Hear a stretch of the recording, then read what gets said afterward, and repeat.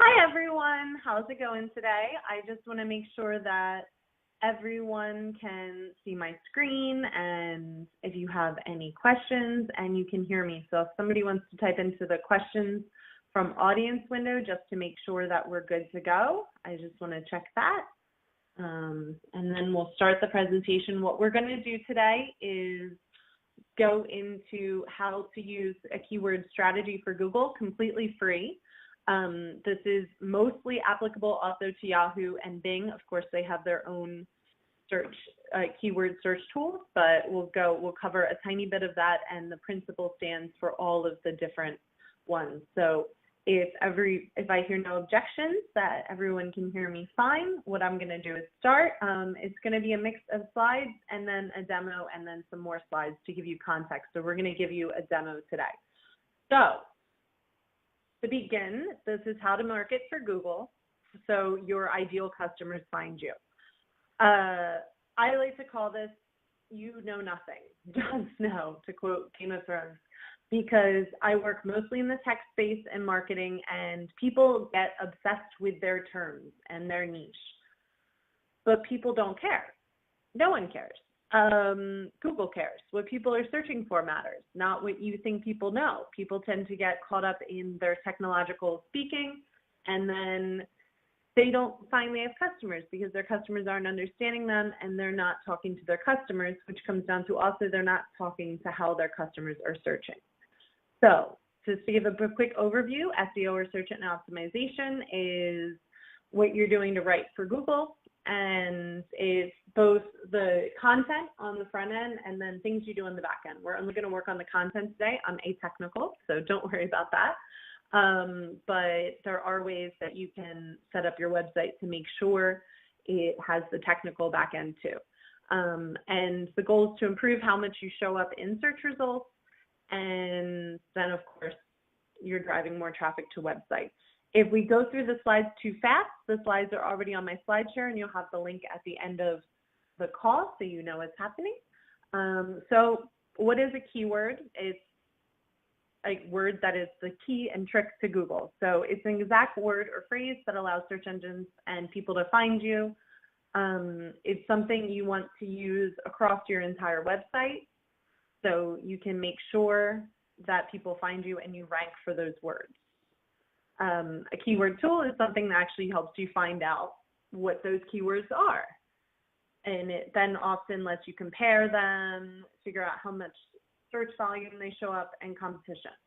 What we're not talking about a lot, but what you can do, but takes a lot more time, is to not use a keyword tool and just Google things and learn from there. But here we go. These are the main keyword tools.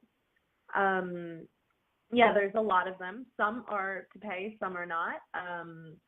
I've used the trial for Market Samurai and was very happy with it, but didn't pay. You'll learn that's the theme. I use Moz. You have to log in, otherwise you only get one. You can get up to 4 websites a day that you can do some searches on, but it doesn't give you everything. And then the 2 biggest in the area are Google Keyword Planner and SEMrush. There are tools specifically for Bing and Yahoo, but like I said, Google is the magical wizard of the internet, so we're going to focus on Google, but you definitely should use Bing Ads if you're going to use Bing. I know a lot of companies that have a lot of success with both Bing campaigns, especially if they're somehow related to Microsoft, and to Bing advertising and like the Bing version of AdWords, so that can't hurt. And SEMrush and Google are the biggest. They're both great. SEMrush is not completely free. Google Keyword Planner is technically built for AdWords. So it's not technically built for an SEO tool, but since Google is the SEO, you can use it for that. And that's what I use because it's free. SEMrush is also fantastic. So we're going to talk about Google Keyword Planner today. It's .com, .co.uk, whatever it is for you. It lets you search for keywords, ad groups, keyword groups. For advertising is the purpose, but that doesn't matter because you never have to advertise. You never have to spend any money. It lets you know how valuable your keywords are. So the first time you join a Keyword Planner, it makes you create a whole AdWords account. It makes you create a campaign, and it makes you add a credit card. don't worry, you're never going to update it. When we go through the demo later, you'll see that it's constantly notifying me in the corner, but who cares? It doesn't bother me, it's free, that I need to update my credit card because that expired months or years ago. The important thing is once you go through the process of creating it, it doesn't matter what you put in the campaign, but you want to pause it.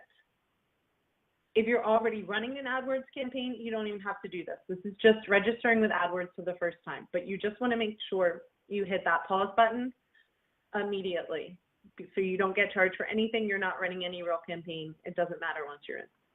It does take time, so that's the first.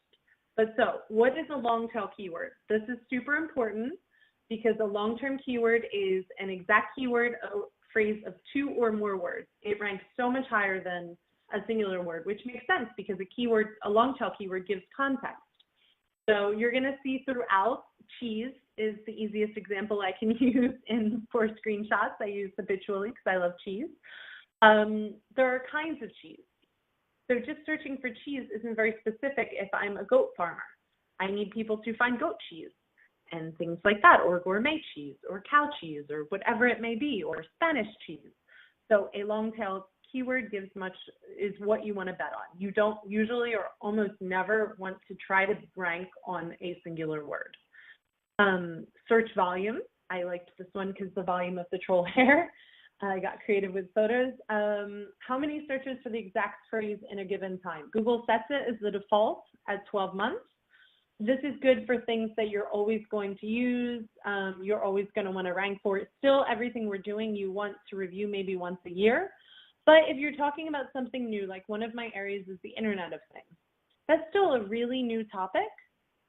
I would recommend that you go ahead and set that for 3 months instead, and I'll teach you how to do that. You want to do it for new, or also say something happens, maybe you work in the blogosphere and something happened Lindsay Lohan.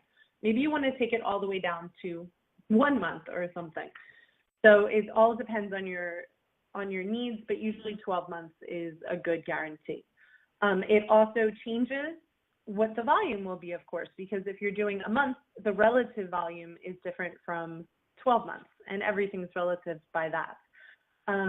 It also gives you your keyword competition. It actually gives you the average price estimated that it costs to put money towards that keyword. This is great if you do want to do an AdWords campaign, but also for very expensive words, and this is really true in especially the software industry and the fitness industry. These words are insanely expensive. Unless you are Google or a Fortune 500 company, you don't have the AdWords budget for it anyway. But you can also use SEO as a free strategy because it helps you prioritize of which words. You can usually never compete against a high word if you're not spending money. Now, and again, this is all relative. Something in the software space might be extremely expensive. Something in the farming space may have high competition words, but they'll be less than $1. So maybe you'll consider using them anyway. You might definitely consider them for AdWords depending on how much customer acquisition cost you get out of those AdWords. So to get started, we're going to go through this in a live demo as well, but you have your keyword idea, where you're targeting. Again, when you hit your different locations, this factors into how relative it is. If I was just targeting London versus the world, it would be a much smaller group of people, and that's fine. But then everything I do, I want to target for London, which means I would use behavior spelled with a U. And if I was doing something about colors, I would spell color with a U. You want to do however Google tells you and to target it. Actually, interestingly enough, customer behavior is spelled like British, even in American. Even if you're targeting American, that ranks higher. So while you're taught in school, you should go either British or American. You go with what Google says instead. You set the language you're targeting. You can also set multiple languages, but obviously it's usually easier to search just at one language at a time. Also because you would do full pages. I do not believe in exact translation. First, we all assume, SEMrush agrees with this, that eventually Google will notice exact translation and pick that up as duplicate content and punish us. Hasn't happened yet. Google's translator is not great either, but it could happen. So you want to make sure that you're translating more for SEO quality keywords and meaning behind it, because that's just better than using exact translations. So you probably would want to do languages completely separate anyway. You can just leave negative keywords in there. Negative keywords just means like if there's in there or not this, things like that, they always can come up interestingly. And then as we talked about the date range, unless it's some sort of trending topic or something really big and exciting and brand new. What happens is it gives you the keyword ideas. This is new. It just changed it a couple months ago. The keyword ideas isn't my favorite thing. It's a good way to get some ideas, but I am definitely much more interested in the ad group ideas. And then I click on and go inside the ad groups. That helps me focus more on the specific areas I'm going to. So you usually want to go for what I call the low-hanging fruit. High volume, low competition keywords. Again, everything's relative. So it lets you know how much your keyword will cost. SEO can be a free strategy, but you never know. You just can't afford it, anything like that. Okay, so we're going to go into the demo now. If everyone can see my screen okay, I'm just going to check on y'all and make sure if there's any questions. So I got some bad feedback. I hope it's okay and good to go now. Seeing if there's any more questions before I continue on for it. So you've logged in, you've set up, I'm not going to go through the process of setting up your AdWords account. Like I said, it's kind of a fuss, but once you do it, it's done. Yeah, I even have that little notification there already. I've had that notification for maybe a year. It's no big deal. Okay, so you go in here and all you do is click on this part, search for keywords using phrase, website, or category. This is only the first time you're going to use it. So again, I like to use cheese as an example. Actually, I'll use an example that I get a lot that proves, in my industry, proves that people don't know what they're talking about. Scrum. Scrum is a framework or methodology or whatever you want for workplace organization. So I want to do for the whole world. For example, one of my clients is Management 3.0. It is an agile management and management training company. And we've got people in like 80 different countries. So we want to hit all countries. While we translate into Portuguese and stuff, the Portuguese translator is in charge of getting his own Portuguese keywords. We're all good to go. Yeah, 12 months fine. Scrum's been around for a while, so we'll see. So it pulls up. The thing I get all the time is that Scrum is a framework.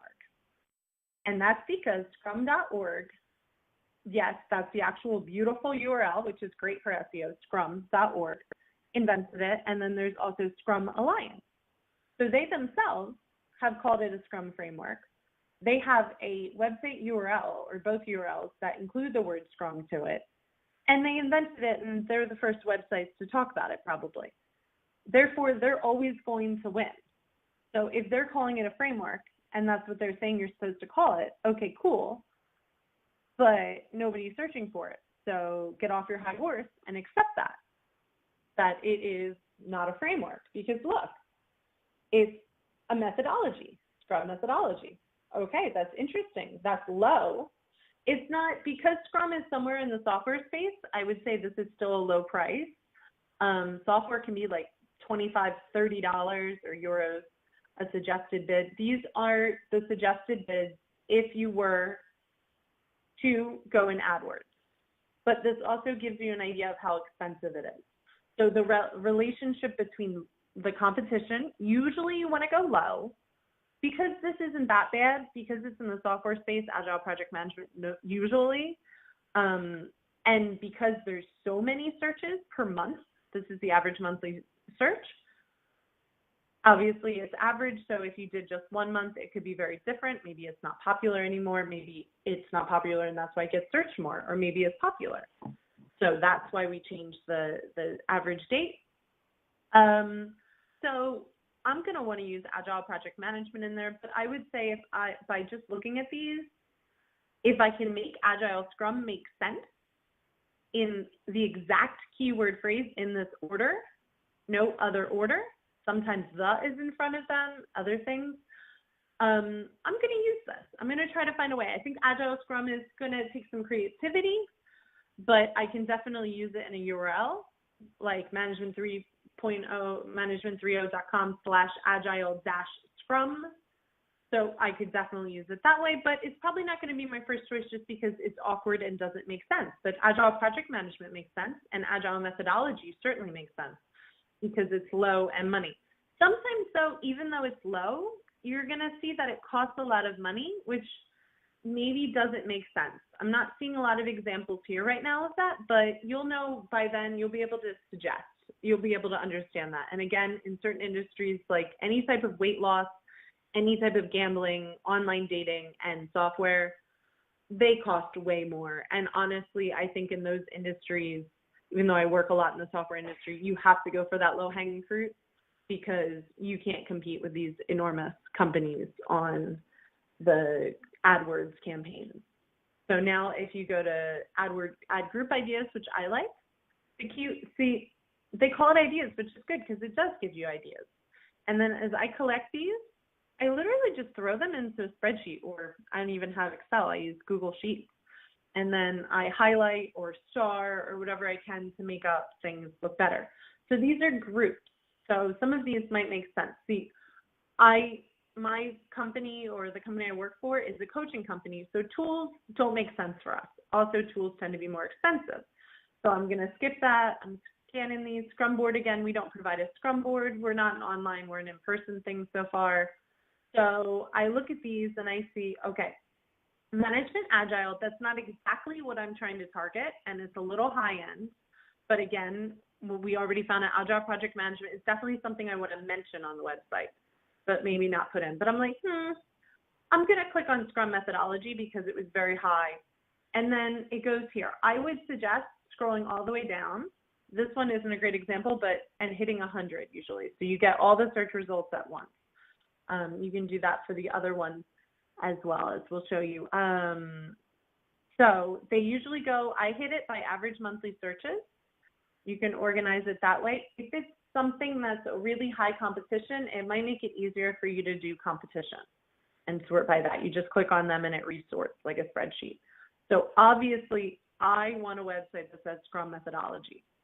I don't care what all these Scrum masters are saying to me that it's a Scrum framework.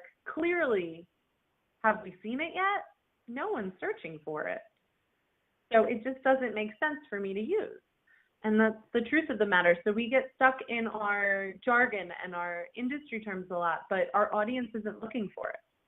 So we have to skip it.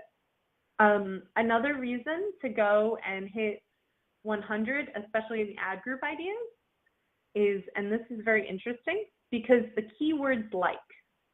This is something, there might be 1, 2, or 3 of these sections on the keywords like, and you go here, and it gives you other ideas. Of course, Scrum is low, it's a good price, it's average monthly searches, but I'm going to naturally have the word Scrum if I'm writing Scrum methodology, Scrum Agile on my website. So I kill 2 birds with 1 stone.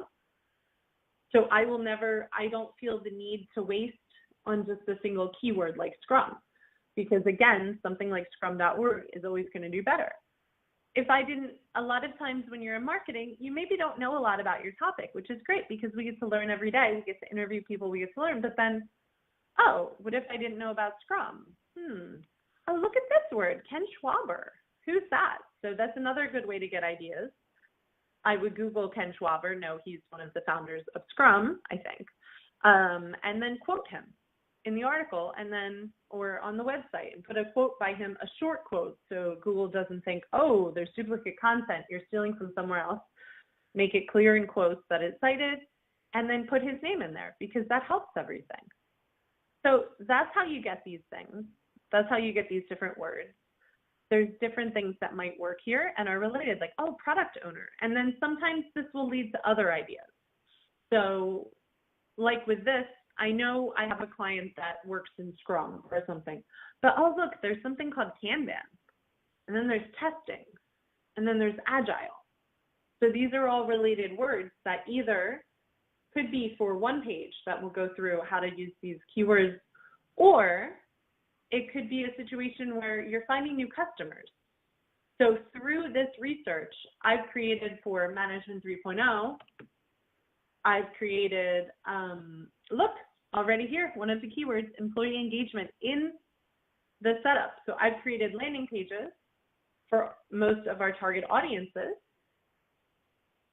And then you go here and look, there's an Agile Project Manager and there's a Scrum Master. Because those were so high ranking, I decided, okay, I need to do that.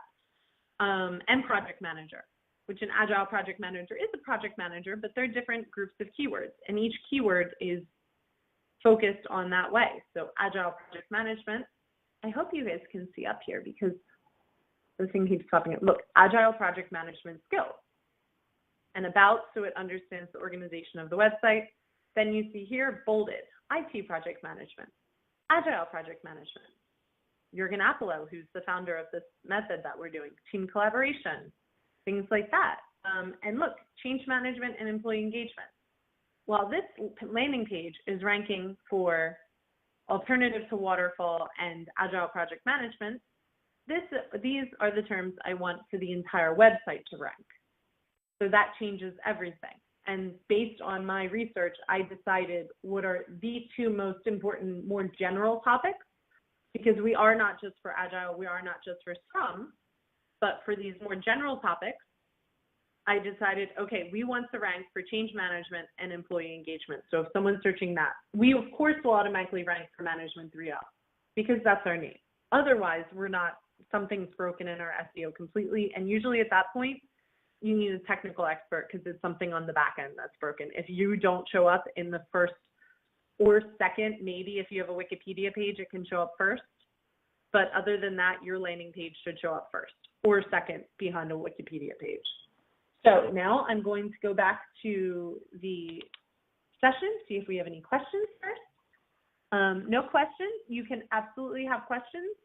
Obviously, I'll pop back in and out because I don't know when you have questions, so I'll keep popping in and I hope you can give questions. I see feedback from audience. Oh, that's nice, I guess. Please tell me how I can improve that for you. And now I'm going to jump back on the slideshow and to show you what to do. So you've worked hard. It takes some time. There's no doubt it takes an hour or two, but it's also something the research side, you can train an intern to do. My intern was doing most of my SEO research and she was not a native English speaker, but she spoke English well enough because I was living in Spain. She spoke English well enough that she could do this because it is a formula, it's math, and it's just basically understanding certain things and enough of the language to make sense of it. But it's definitely something that anyone can do quite easily. It takes time. Eventually you'll be able to do it while watching TV or something when you're home. So now that you have the list, what are you going to do with it? You use them to rank in Google and you use them to attract the right visitors to your website. So you want to, like we talked about, you want to pick 2 to 3 long tail keywords that you want your entire website to rank for. Not just one page, as I wrote here, sorry, but your entire website. Do you want to use these exact keyword phrases? I can't stress. Even, for example, another client I have is Happy Melly. One of the things we want to rank for is work-life balance tips. But as a writer, it drives me nuts, but I would want to do work-life balance tips because it should be hyphenated. Work-life is an adjective in that instance. But no one types hyphens into Google. So the best way to do it is to do work space life space balance space tips. So we rank for these topics. So then for these specific ones that we want to rank for those, like with Management 3.0, we want to rank for employee engagement and change management. So I want to make sure these exact phrases fall on pretty much, as long as it's appropriate and not out of line, every single page on the website, somewhere in the discussion, because people are only looking at probably 2 pages on your website at a time. So they're not going to see this repetition, and it doesn't have to be excessive. You just need to mention it somewhere on those pages. You add it as meta tags on every landing page. You add it in the meta description. I'll pop into, I have a WordPress open of one of my clients, and I'll pop in to just show you where they are. Most websites are WordPress. It's a little different if you're doing Squarespace, but if you're doing Squarespace, you probably know websites already. WordPress is for those of us that aren't into designing as much. And it's somewhere else. Sometimes they'll be called SEO tags. Sometimes they'll be called SEO description. It's all the same thing. your meta description is 160 characters or less, that should pop up when someone Googles and your website page pops up. Sometimes Google doesn't allow that to happen, but that's okay too. So you can only control so much, but it usually pops up, and it's a strong indicator for SEO. You also want to make sure your meta description is less than 160 characters. There's also ways to give an SEO title. So New York Times does this a lot. New York Times does, for people that read the physical newspaper or are already on the website, it'll do this enigmatic, cool headline. But then when you're actually Googling or Google News you're searching, it will show up as a completely SEO headline that means something. So that's them choosing to give an SEO title or a headline, depending on which system you're using. It's called different things. And then to use their fun creative one internally. So that's something you can do. You can also consider having these as blog categories. With Happy Melly, there is a landing page that's happymeli.com/work-balance-tips or work-life balance tips. There is also a category work-life balance tips. And then every time I tag, anytime there's something involved with work-life balance, which when you're trying to be happy at work, most of it falls under that, I'm also going to put a tag there. My boss is obsessed with the idea of work-life fusion, which is great, but no one's searching for work-life fusion tips. They're searching for work-life balances. And then we'll get into backlinks a little later. What about the rest of the keywords? You just got maybe 50 to 100 keywords. Well, you want to prioritize them, but then you want to create specific landing pages and blog posts on those keywords. Obviously, Google likes landing pages, so you really could do 100 landing pages if they're organized properly on your site with categories and they're interlinked well and people can understand it well. So you can definitely do that, but prioritize again based on which keywords are the most important for you.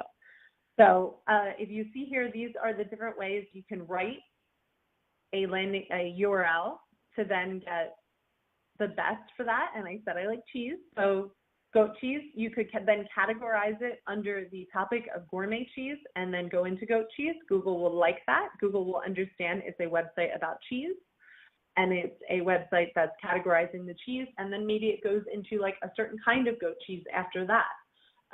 These are short URLs with the keywords and they're put in an order Google understands. You can do /blog/goat cheese or /blog/ the category name gourmet cheese /goat cheese. These are fine. They're not as good, but it's fine, especially if you're going to have a lot of blog posts. You're going to blog a couple times a day or something. You might want /blog/ the URL or /blog/ the category /URL. And then there's the subdomain. Okay, I see a lot of companies doing this for their knowledge base, which is because there's such large knowledge bases, they want it on a separate server, which is fine. But especially a knowledge base is typically unique content and a lot of content. Google likes long form content. Google likes when your website's well organized, and it just likes when you have direct URLs, not subdomains. So that's something to consider. But sometimes you're restricted by your web designer, so just know that. But make sure that when you're using the keywords, you use the hyphens. Google reads hyphens just the same as we would read spaces. So, and it translates that, so it understands that. So make sure that your landing page focuses on the keyword, related keywords, have the keyword exactly in the title, have it in subtitles if it works. You can do little countdowns like for work-life balance tip again, work-life balance tip number 1, work-life balance tip number 2. Everything we're doing now with Google is more and more for the reader. So don't think you can just do just a page with every word. 4 or 5 years ago, you could. And there were, especially because the .org or .edu website was great, there would be university students that would sell a .edu landing page that their university didn't know that just had the keywords and then a link back to a company. They know that now. It's getting smarter and smarter every day. And then bold the first mention of exact keyword phrasing. Google's built for mobile.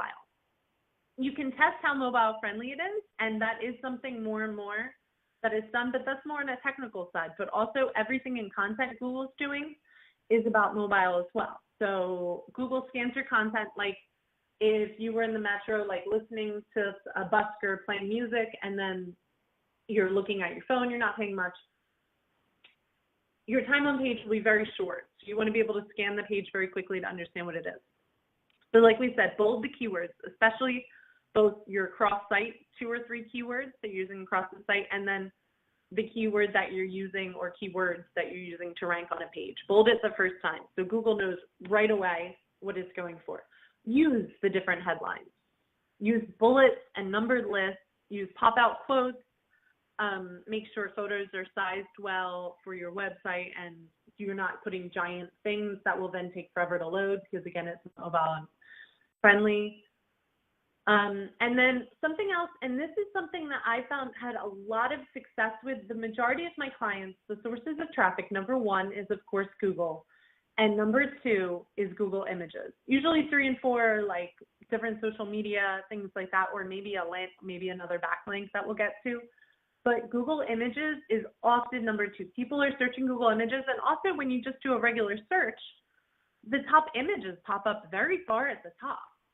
So I recommend that you download your image before, which you're going to anyway, and save to your desktop or whatever, and then save it as the keyword first, again with the dash. Because yes, everybody talks about alt tags, but then you have it already. And I use this as an example because this was a super random photo. Yes, Google has an image search now, so Google is starting to understand photos, but it's not there yet. So if I saved it as Google-images-SEO.jpg or whatever it is, and then I upload it, Google will show that up. And guess what? It's random, it has nothing to do with SEO. So people will probably click on it anyway, but so far Google doesn't know, but Google knows what it's saved as. And also that's good because if people are using pictures from your website, then it'll be saved as the proper term too. This is the other thing that people do, and that's very good, is backlink strategy. And this is something that's dramatically changed in the last couple of years. Actually, one of my first clients and good friends, PandaDoc, I wrote an article for Entrepreneur Magazine about this, how to get off Google's naughty list. Because back in the day, the strategy was just you need any backlink. And then also because of that, there's black hat SEO, which means you're giving people bad backlinks. So we had about 6,000 links we had to disavow and explain to Google, hey, they're not ours. And a lot of them were porn. Because back in the day, 4 or 5 years ago, when Google first started recognizing backlinks, it was just the number of backlinks you had. And a backlink's a link to your website on another web page. So it was fine when it was porn before, because porn were really high traffic websites, and great. But then that has nothing to do with email signatures or electronic signatures, which is what that startup's about. So they had to then get rid of it. So now Google recognizes that you can't just have crappy backlinks. You need to have the right ones. So Google recognizes backlinks that are better than yours and also that are related on the topic very much. It also helps Google understand what your page is about based on the relatedness to other pages on the website. There's a couple tools that let you know if you can use Google PageRank, you can use Moz, which again is sometimes free. You can get Alexa add-in. I usually use Alexa.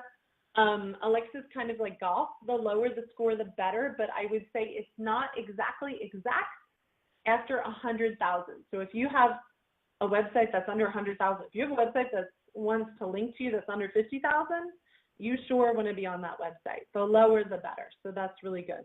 So you want to keep it on. This is a way to compare and get an idea if it's a good website or not. But also you can use your instincts. Some websites just look terrible, and that's the truth.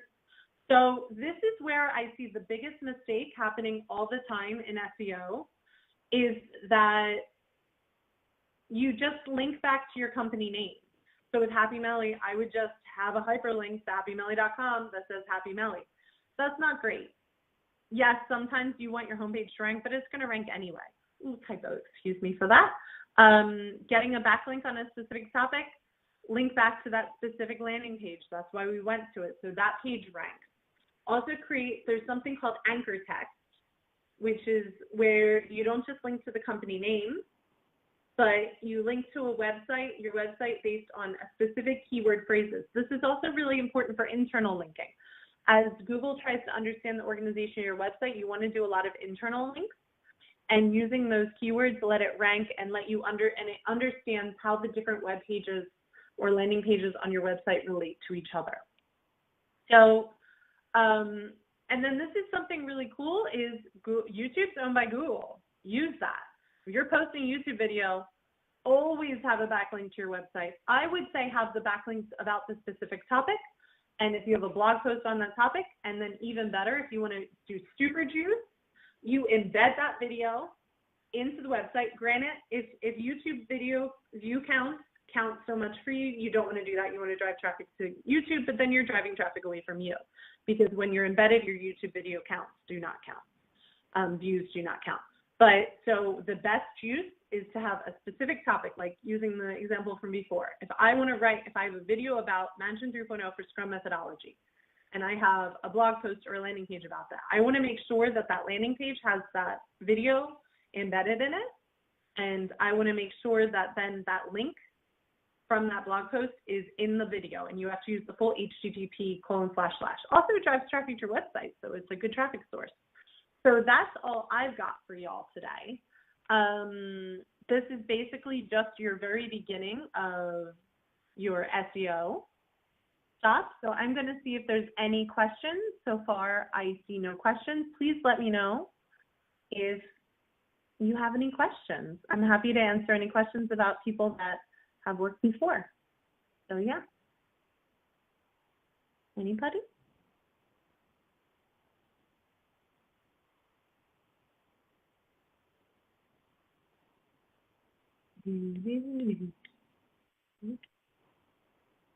I'm just going to wait a couple minutes more.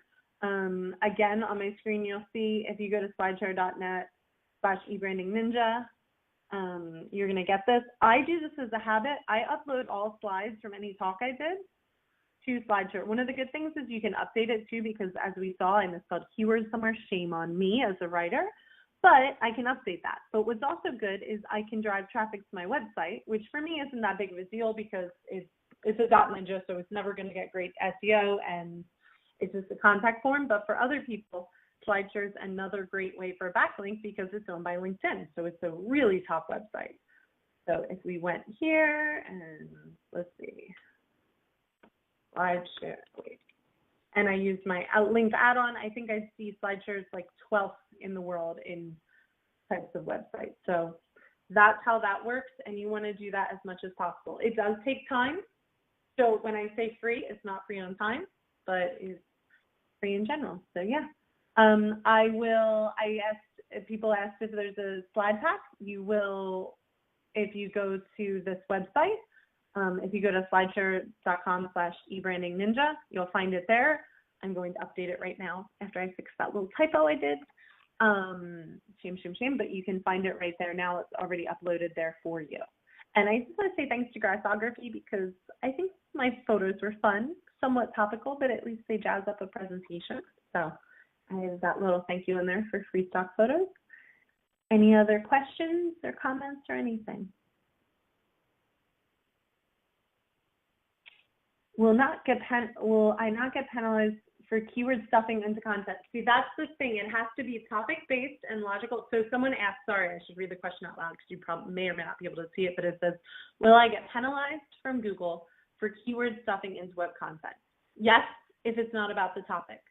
Yes, if you just have a landing page filled with these words. But if it understands how people read. It actually has an extensive algorithm. There is actually 200, if you Google for HubSpot, 200 SEO ranking factors infographic. It's fantastic. They update it regularly too. It's overwhelming if it's your first time getting into SEO, but it talks about things like that. But Google understands long form content. It prefers pages to have more information, and especially blogs to have more information.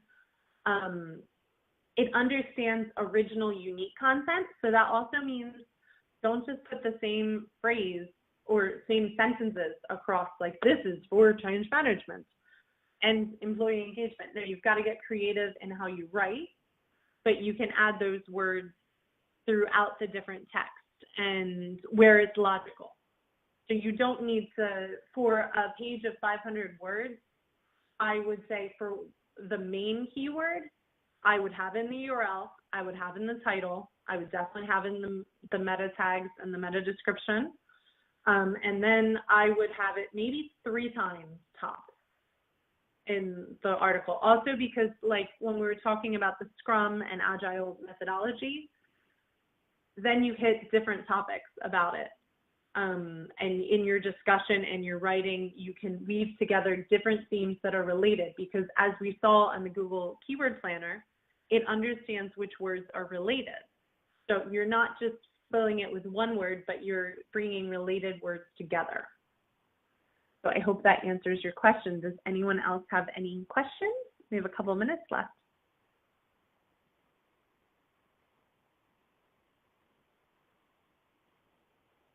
Well, we have a couple minutes left, so I'm just gonna wait here and see if there's any other questions you have, because we have 3 minutes left, so I don't know if we'll cut this off the video or anything, but in case any more questions, comments, concerns, opinions. But yeah, this is a good way to make a living, but also for Google to find you. So that's great. But also it gets into an overarching branding strategy overall. I had a client that it didn't work out with because they were beacons, which are little Bluetooth things that if you walk by something in a store, it triggers something to pop up on your phone. It was a really cool technology. But they were super obsessed with the term proximity marketing.